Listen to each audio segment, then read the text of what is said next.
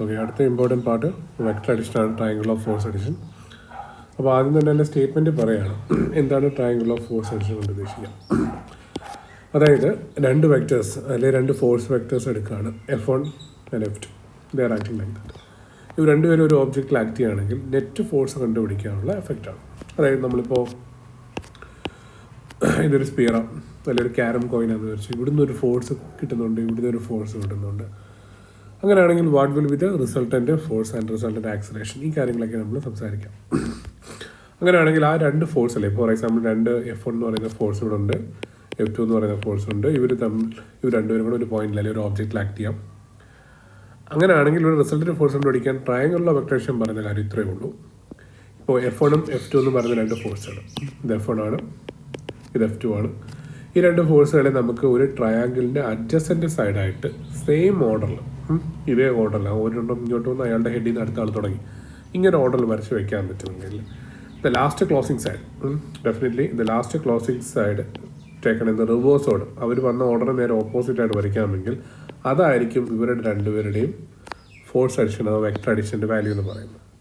അപ്പോൾ ഗ്രാഫിക്കലി നമ്മൾ ലാബിൽ ചെയ്തു, രണ്ട് ഫോഴ്സ് എടുത്ത് ഇതേപോലെ ട്രയാങ്കിൾ വരച്ച ശേഷം ആംഗിൾ സെറ്റ് ചെയ്തു, അതിന് ശേഷം നമ്മൾ ലാസ്റ്റ് ക്ലോസിംഗ് ആയിട്ട് വരച്ച് നമുക്ക് റിസൾട്ടൻ്റ് കിട്ടി. This is the triangle of force addition. Clear? ഇതെങ്ങനെ ഫിസിക്കലി വരുന്നതൊക്കെ നമ്മൾ ക്ലാസ് ഡിസ്കസ് ചെയ്തതാണ്. അപ്പോൾ ഇത്രയേ ഉള്ളൂ ട്രയാങ്കിൾ ഓഫ് വെക്ടർ അഡിഷൻ എന്ന് പറയുന്നത്. അപ്പോൾ ഇത്രയേ ഉള്ളൂ. ഇഫ് സ്റ്റേറ്റ്മെൻറ്റ് പറയാം, if to forces acting on a body or a point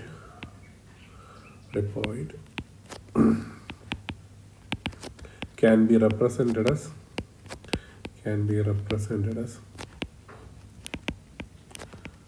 adjacent sides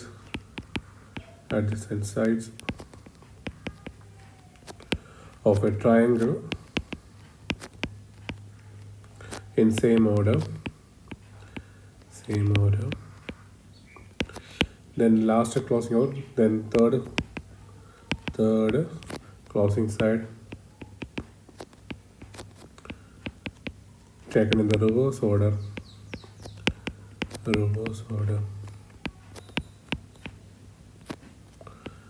gives resultant. Okay. അപ്പോൾ ഇത്രയേ ഉള്ളൂ അതിൻ്റെ ട്രയാങ്കിൾ ഓഫ് വെക്ടർ അഡിഷൻ. ഇനി എൻ്റെ അനലിറ്റിക്കൽ ഇക്വേഷൻ കൂടെ നമ്മളൊന്ന് ഡിറൈവ് ചെയ്ത് പറയുകയാണ്. അപ്പോൾ ഞാനിവിടെ ഫോഴ്സ് F1 വരച്ചു, F2 വരച്ചു, and this will be the result. ഇതാണ് നമ്മൾ പറഞ്ഞിരിക്കുന്നത് അല്ലേ, അത് റിസൾട്ടൻ്റ് ആയിരിക്കും. ശരി, അപ്പോൾ ഞാൻ പറയുകയാണ് ഈ ഫോഴ്സ് F1 എന്ന് പറയുന്ന ഫോഴ്സും നമ്മുടെ രണ്ടാമത്തെ ഫോഴ്സ് F2 തമ്മിലുള്ള ആംഗിൾ തീറ്റയാണ്. ഞാനൊരു പെർപെൻഡിക്കുലർ ഡ്രോപ്പ് ചെയ്ത് ഇങ്ങനെ ഒരു റൈറ്റ് ട്രയാങ്കിൾ ഇവിടെ ഉണ്ടാക്കുകയാണ്, ലൈക്ക് ABCD എന്ന് പറയുന്ന ട്രയാങ്കിൾ. അപ്പോൾ നമ്മുടെ റൈറ്റ് ആംഗിൾ ട്രയാങ്കിൾ ABC നോക്കുക, അത് റൈറ്റ് ആംഗിൾ ട്രയാങ്കിളാണ്. അപ്പോൾ നമുക്ക് അവിടെ പൈതഗോറസ് പ്രിൻസിപ്പിൾ അപ്ലൈ ചെയ്യാം. പൈതഗോറസ് പ്രിൻസിപ്പിൾ പറയുന്നത് AC സ്ക്വയർ, ഹൈപ്പോട്ടിന്യൂസ് സ്ക്വയർ എന്ന് പറയുന്നത് ബേസ് സ്ക്വയറിൻ്റെയും അതേപോലെ ആൾട്ടിറ്റ്യൂഡ് സ്ക്വയറിൻ്റെയും കൂടെ സം ആയിരിക്കും എന്ന് പറഞ്ഞിട്ടുണ്ട്. അപ്പോൾ AC എന്ന് പറയുന്നത് നമ്മളെ സംബന്ധിച്ച് റിസൾട്ടിൻ്റെ മാഗ്നിറ്റ്യൂഡ് അല്ലെങ്കിൽ റിസൾട്ട് എന്ന് പറയുന്നതിൻ്റെ മാഗ്നിറ്റ്യൂഡാണ്. അപ്പോൾ R square will be AB എന്ന് പറയുന്നതിന് നമുക്ക് ഫോഴ്സ് ഇത്രയും വരെ ADയുടെയും ABയുടെയും സമ്മാണ്, DBയുടെയും ADയുടെയും സമ്മാണ് AB എന്ന് പറയുന്നത്. അപ്പോൾ AD എന്ന് പറയുന്നത് നമുക്കറിയാതെ F ആണ്. അപ്പോൾ F1 സ്ക്വയർ എടുക്കാം, പ്ലസ് അതിൻ്റെ കൂടെ F1 എഴുതി, അതിൻ്റെ കൂടെ നമുക്ക് DB എഴുതണം. DB എന്ന് പറയുന്നത് F2ൻ്റെ കോസ് കമ്മാണ്. അപ്പോൾ നമുക്ക് എഴുതി F2 cos theta whole square എടുക്കാം. BC എന്ന് പറഞ്ഞാൽ ഈ റൈറ്റ് ആംഗിൾ ട്രയാങ്കിൾ നോക്കുവാണെങ്കിൽ ഓപ്പോസിറ്റ് സൈഡ് നമ്മുടെ തീറ്റയുടെ ഓപ്പോസിറ്റ് സൈഡാണ് BC.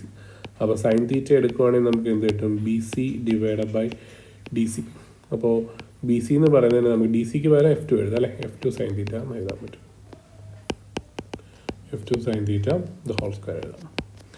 അപ്പോൾ ആഡ് ചെയ്ത് വരുമ്പോൾ R ഈസ് ഈക്വൽ നമുക്ക് റൂട്ട് ഓഫ് എന്ത് കിട്ടും, F1 square plus F2 square plus 2F1 F2 cos theta value കിട്ടും. ഓക്കെ, സോ ഈ ഫോർമുല വളരെ ഇമ്പോർട്ടൻ്റ് ആണ്, അത് പഠിച്ചു വെച്ചേക്കാം. ഇനി ഇത് മാത്രം പോരാ, നമുക്ക് ഫോർമുല എന്ന് പറയുന്ന കേസിൽ ഒരു കാര്യം കൂടെ ഒന്ന് വളരെ ഇമ്പോർട്ടൻ്റ് പഠിക്കണം, ദാറ്റ്സ് ആംഗിൾ. കാര്യം റിസൾട്ടൻ്റ് R എന്ന് പറയുന്ന വെക്ടറാണ് അല്ലേ. അങ്ങനെയാണെങ്കിൽ അയാളുടെ ആംഗിൾ കൂടെ അറിയാം ഏത് ആംഗിളാണ്. അപ്പോൾ നമുക്ക് F1 ഫോഴ്സുമായിട്ടുള്ള ആംഗിൾ ആൽഫ എടുക്കുകയാണെങ്കിൽ അവിടുന്ന് റിലേഷൻ കണ്ടുപിടിക്കാൻ പറ്റും. ഞാനിവിടെ തന്നെ എഴുതാണ്, മുകളിൽ ടാൻ ആൽഫ എടുക്കുകയാണെങ്കിൽ BC opposite right angle opposite side divide by adjacent side അല്ലേ AB വരും. അപ്പോൾ ബി സി നമ്മൾ ഓൾറെഡി കണ്ടുപിടിച്ചിട്ടുണ്ട് F2 സൈൻ തീറ്റയാണ് അല്ലേ. സോ നമുക്ക് എഴുതാം that is F2 sine theta. A B എന്ന് പറഞ്ഞാൽ ആരുടെയൊക്കെ സമ എ ഡിയുടെയും ഡി ബിയുടെയും സമമാണ്. എ ഡി എന്ന് പറയുന്നത് നത്തിങ് ബട്ട് F1 ആണ്. ഇനി ഡി ബി എന്ന് പറയുന്നത് കോസ് കമ്പോണൻ്റ് അല്ലേ, F2ൻ്റെ cos component. So F2 cos theta. അപ്പോൾ ഇത് രണ്ട് ഇമ്പോർട്ടൻ്റ് ആണ്, ഈ ആംഗിളും ഇമ്പോർട്ടൻ്റ് ആണ്, റിസൾട്ടിൻ്റെ ഈ ഇക്വേഷനും ഇമ്പോർട്ടൻ്റ് ആണ്. അപ്പോൾ നിങ്ങൾ ചെയ്ത് പഠിക്കുക. ആസ് എ ട്രയാങ്കിൾ റൊട്ടേഷൻ ഇതിൻ്റെ കണ്ടിന്യൂഷൻ തന്നെയാണ് പാരലോഗ്രാം ലോ പറയുന്നത്. അതും കൂടെ പറയാൻ മാത്രമേ ഉള്ളൂ.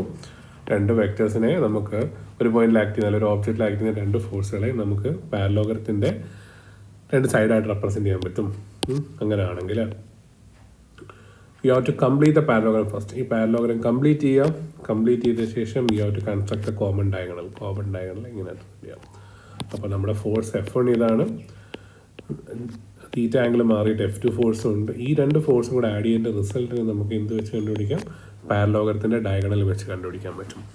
സോ സ്റ്റേറ്റ്മെൻറ്റ് ഇങ്ങനെ പറയാം: if to forces can be represented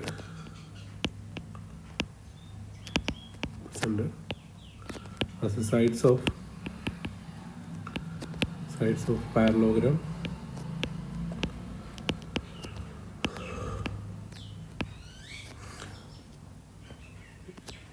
with the same initial point, then common diagonal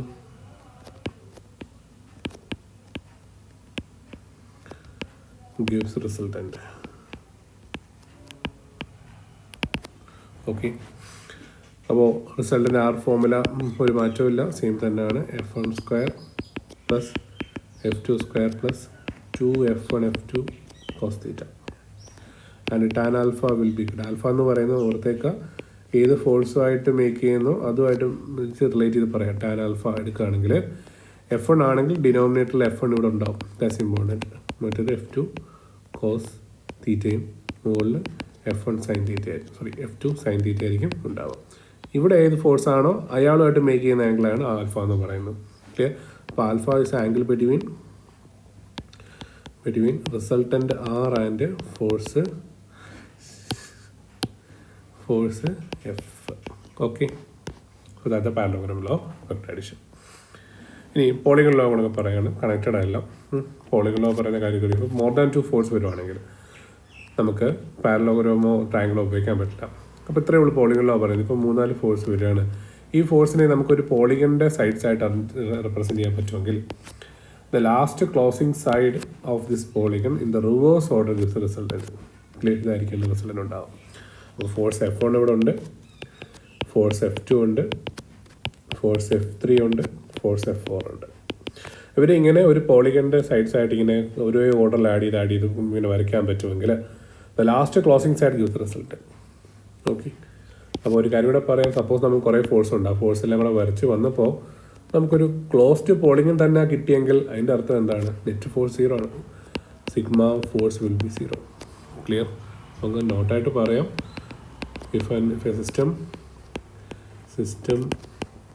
is in equilibrium, is in mechanical equilibrium,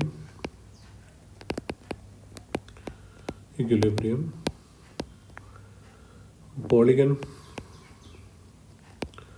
of forces acting will be closed. Okay, ഒന്ന് മനസ്സിലാക്കി വെച്ചേക്കാം.